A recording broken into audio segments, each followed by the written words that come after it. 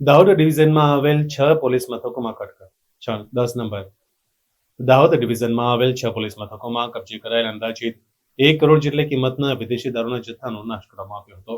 આમ તો ગુજરાતમાં દારૂબંધી છે, ત્યારે અન્ય રાજ્યોમાંથી ગુજરાતમાં દારૂ ઘુસાડવામાં આવતો છે. ત્યારે પોલીસ દ્વારા વાહન ચેકિંગ તેમજ બાતમીના આધારે આ દારૂને ઝડપી પાડવામાં આવે છે.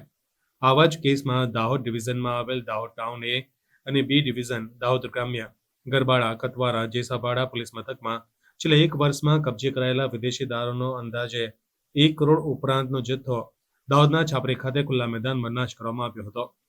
છેલ્લા 5 માસ દરમિયાન પોલીસ દ્વારા કબજે કરાયેલ વિદેશી દારૂના જથ્થાનો નાશ કરવા માટે કોર્ટની મંજૂરી લીધા પછી દાહોદ પ્રાંત અધિકારી ડીવાયએસપી સહિતના પોલીસ અધિકારીઓની ઉપસ્થિતિમાં 1 કરોડ જેટલી કિંમતના વિદેશી દારૂના જથ્થાઓ પર રોડ રોલર તથા બુલડોઝર ફેરવી દારૂનો નાશ કરવામાં આવ્યો હતો.